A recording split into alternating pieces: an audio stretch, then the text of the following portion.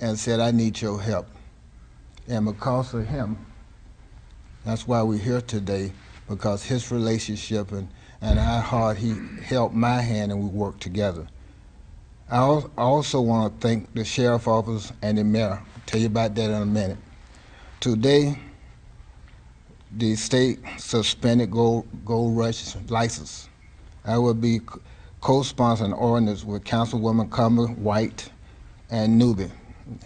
I'm going to let Ms. Comer talk about that in a minute, to talk about the long-term plan. Has nothing to do with today, but we're going to sponsor a bill that making sure that not just District 7, that any district in the future, that this will never happen again once we introduce this ordinance.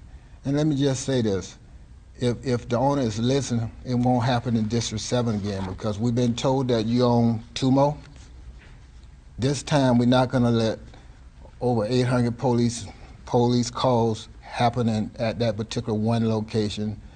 At least 8 murders there are around that particular area, that for what JSO told us that you caused, and something that we don't often talk about, the suicides that doesn't happen, that they kept quiet, that we found out lately.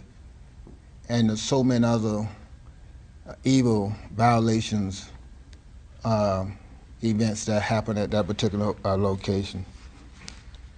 So I will talk a little more at the end. Let me also read a statement from the city before I introduce who the star of the day is, Mr. Duggan. This comes from the city. And why that's important, because we want to make sure, if I can find it, we want to make sure that nobody get left out. I know I brought it. All right, Joe, this is where you come in at, because I don't see it.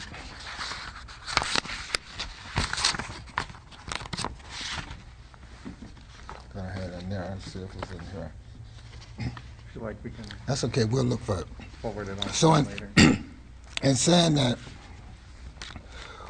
when I look for a statement from the mayor office in the city, and I done lost my voice, let me introduce Wyman Douglas, and let me again thank him for his role. He will tell you how we got here today.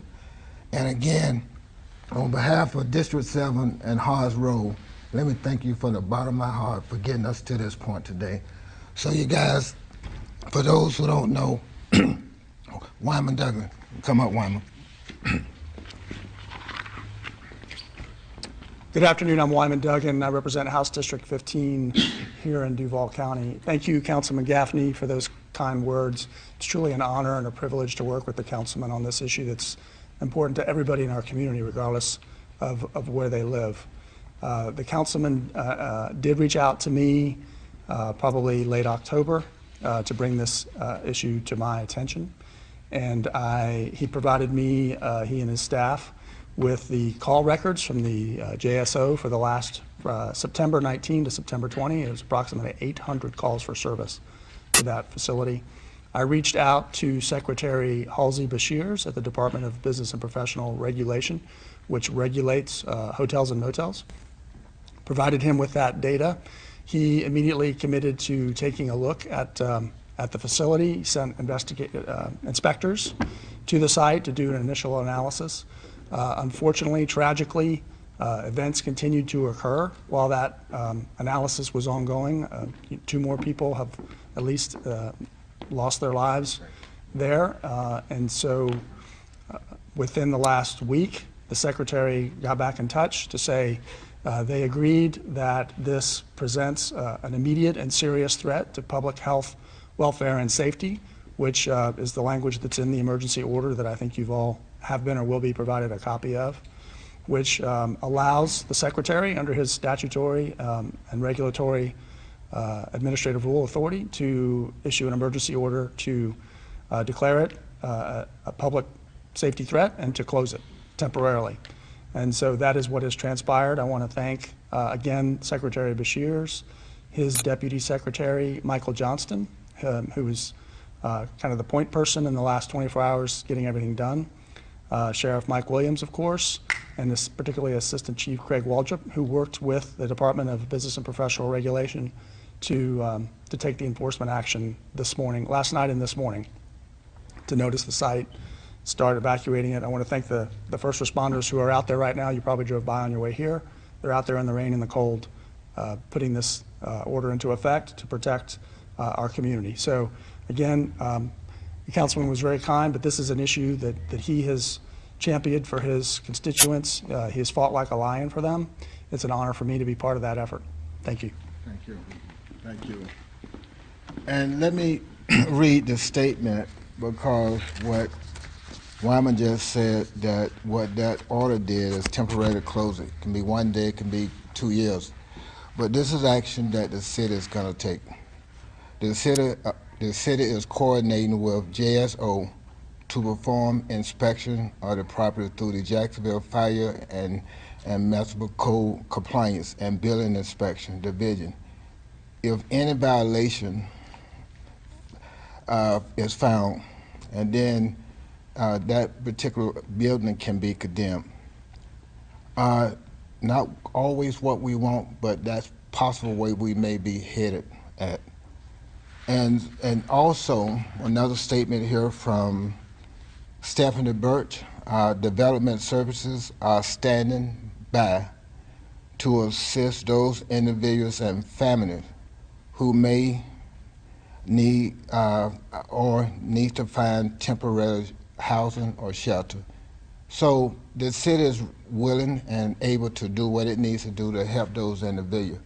But keep in mind, the license is for a hotel. And if truly it's operating as a hotel, and you shouldn't have nobody lounging for weeks and months. So that alone, the guy you spoke to earlier, when he said he's been there since June, that lets you know that that particular hotel is out of compliance. And that alone is supposed to be closed. And so unfortunate, I heard others say they've been there. Now you're getting phone calls. We've been living there for weeks and months. But again, that's a hotel license. If we all understand what a hotel is, you check in and you're supposed to check out. And so in saying that, I'm going to introduce special, well, all three of these, my colleagues are special, but we had a Zoom meeting this morning to talk about a new ordinance, basically what this ordinance is going to do, and I'm going to let her explain it because I don't steal all the thunder here, but this is going to give not just District 7, but long term, it's going to solve a problem that we are facing in Jacksonville, because today it's this one, but tomorrow we know it's going to be another one. So I'm going to let Ms. Kama come up and talk about the ordinance that she and I are going to co-sponsor along with Councilman Nubia, kind of do that there, and my special favorite councilman, Councilman White right there. I want to say special favorite because every time I call a meeting, he'll be there. If it's raining, sometimes Sam comes, but he always there. So, without further ado, I'm going to let Ms. Kama come up and talk about the ordinance that we all three going to introduce together. Thank you, Councilmember Gaffney. It's great to be here with colleagues and with Representative Duggan and Pastor. You know, it's no secret that this isn't the first, nor will it be the last hotel in this city that is doing things that are creating a nuisance in our neighborhoods, and our code enforcement simply doesn't have the tools to handle nuisance created by drugs, by sex trafficking. And so what we are going to introduce is a bill to create a nuisance abatement board.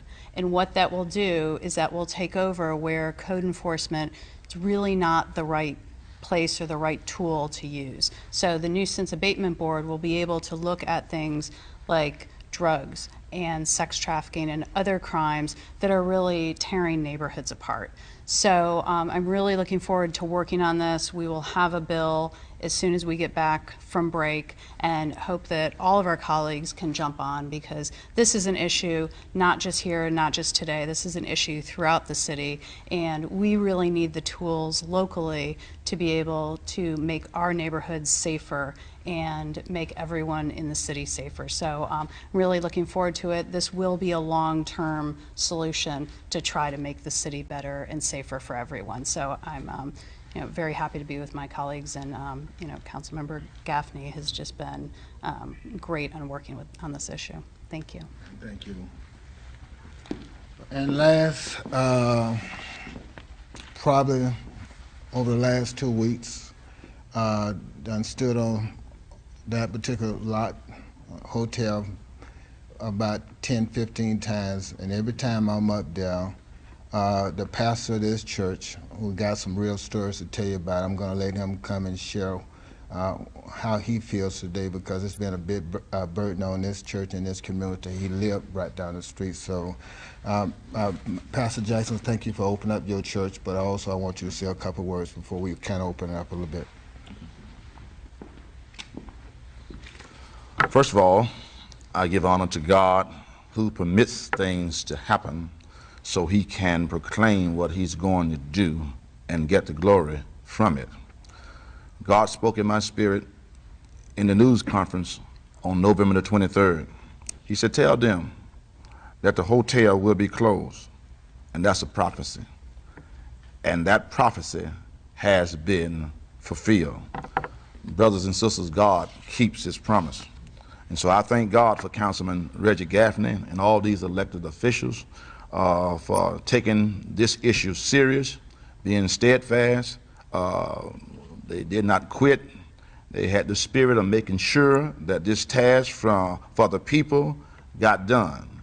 And I at least not forget our neighborhood watchman, Jelly Jackson, Brother Williams, and others, to make sure that this task is completed.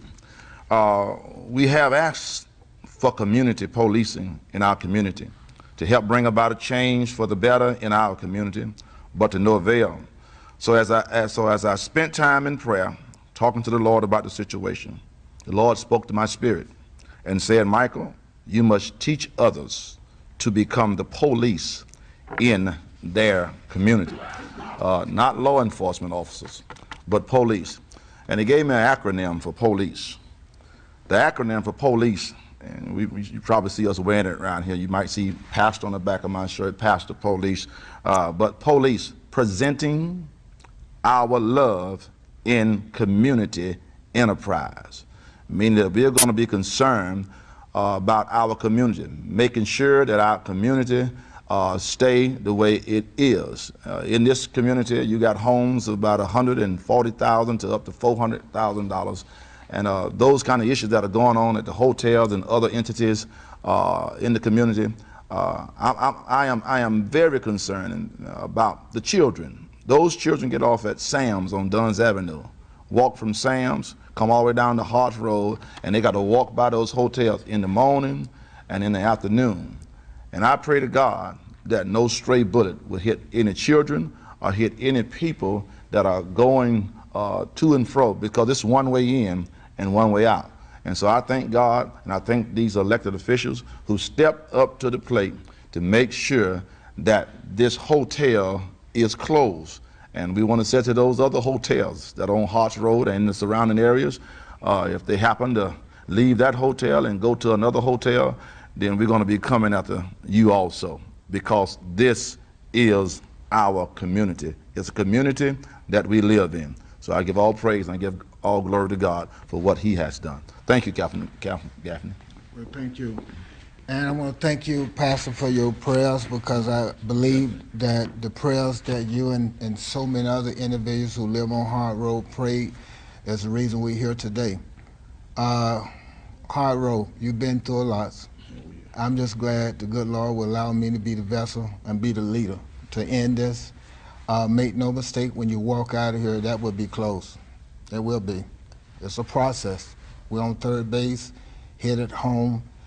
Today it's just one step or two or three other steps that now the city can do to even do a little more. than what the state did. And saying that, if there's any questions you guys want to ask right now. Yes, sir. Basically, it's in the procedure today. So the hotel or the motel is not closed at this point. And when do the people have to be out? Because are they going to be there for a while? So the ordinance, thank you. The ordinance or the letter that the secretary sent today, basically what he did today is season stop the hotel for doing business. They can't do any more business. Individuals who may have a two-night stay, they can perhaps, if he chooses to allow them to stay, they can stay. If somehow he chooses not to charge, he can't charge money, he cannot collect money. All he can do as a owner is allow them to stay there. When I found that out, to me that was a problem, because that's not curing what this community deserves. So that's why now what the city is getting ready to do, what I call phase 2. The fire marshal and other municipalities will be going out there tomorrow, and I asked them not today because I don't know who you got there, but I believe in respect, I want to give people as much time as they can to leave. And saying that, I want to make sure they feel safe.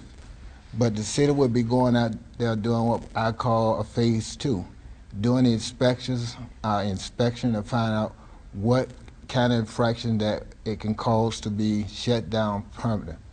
And based on what I know, and we all know, it's enough there to shut it down and open up forever. But that's not my call. That's those professionals, what they're going to be doing. Yes, let me get to the media first, sir. Anybody else got any questions? Yes, ma'am. So the inspection is going on today or tomorrow? Say that again. The inspection is going on today or tomorrow? I saw it now. So what I ask the city to do for me is be patient, is give them, and they may have started the process today, but again, it takes a couple of days. So you also know the owner did decide to reach out to me for the first time. I will be meeting with him tomorrow. I don't know why, but I will be meeting with him tomorrow. He asked to see if we can come up with a remedy. What I shared with him today is not me doing this. You got to talk to the community on Harts Road. Don't talk to me, talk to them. They my boss. But no, and saying that they'll be probably start today, but they won't be doing no forcing or eviction to private tomorrow, to make sure that those individuals who may need some services, they can reach out. We'll have somebody from City Social Services will be out with Jezzo. Perhaps it's probably raining today tomorrow, to make sure we can reach out to perhaps whoever may need help at this particular time. So that's at some point tomorrow that's gonna happen. I guess there's confusion because I'd asked this morning, but you have the power as a public nuisance to shut them down, and why hadn't that happened before? What's the difference between this? Because they are violating laws out there. Jim, you and I have spoken several times. That's been my biggest frustration. That's been the community's biggest frustration. And when you work in politics, everything is a process. You cannot violate somebody, especially when it's a private owner. So the city has to have taken step by step. You heard me today when Jason said, yes, yesterday the city had issued another 7 days notice. A month ago, I've been told by the GSO when dotted it, they gave them a 30-day notice. My biggest frustration, that's why me and my colleagues gonna introduce an ordinance legislation to be able to deal with this problem, because it appeared that we don't have ordinance in place that allow them to go and say, we got 800 phone calls, so many deaths, and we want to close you down today. What we have in place is just a Band-Aid to say, we give you so much time to get your house together, and getting your house together might be putting paint on the wall, but that's still not dealing with the cure and the nuisance why we want to close it down. And so when I was shocked like you this morning when I heard that the city gave them 7 more additional days. This is why I'm so grateful for Wyman, because what his order did, the secretary order, it closed it down. It stopped business. You can, like I say, I don't anticipate no more business there for months. But I think now what it also gave us the power, us as a city, based on what I've been told, is to do what we've been trying to do. But I think the state gives us a little more teeth now to be more aggressive in the findings that we have identified. So in saying that, this ordinance again will get us to where we need to go in the future. By my colleagues and I, all we got to do is give some kind of, we're going to form a board. I don't want to go into details. We'll form a committee that this committee will be the one, similar to what they did in Orange Park, when they identified nuisance and prostitution and other activities, be the one, not us as councilmen, they'll be the one that reaching out to GSO to say this is a nuisance in the community to be able to start the process a little faster. And that's the key here, faster.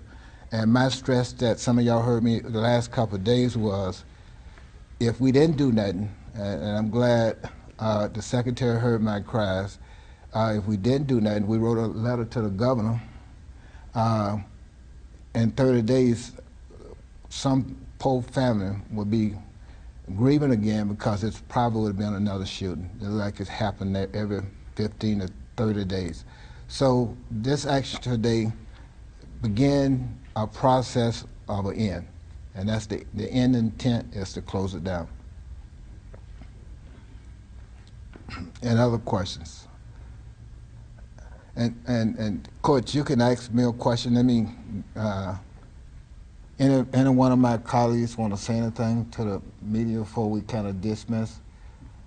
Again, let me thank this community for coming. Let me thank the news. You guys are so important to get the story out there. But this is there all about Hart's role and this community moving forward.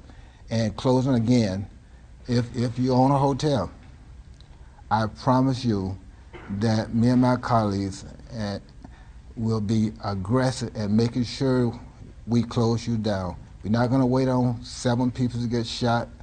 We're not going to wait on 800 calls. We're going to be more aggressive, and we will have more tooth in about 30 days as we draft an ordinance to give us the power to do what we need to do much faster than me talking to 10, 15 people a night saying, Councilman Gaffney to do something. And saying that, thank y'all for coming. Happy days will start again on Hart's Road. We're a community who deserves so much better. I believe this also going to send a message to the other 2, because if you just saw your friend, I'm pretty sure they know each other, just got shut down, and I'm willing to bet you tomorrow you're going to operate like you're supposed to. And we're going to be watching. This is not it. We're going to be watching. We've been talking about this forever.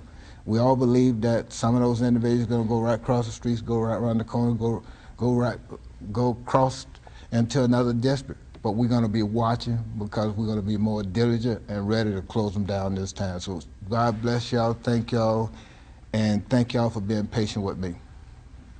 So, again, thank you, Jelly. I'm going to come up and ask you a question.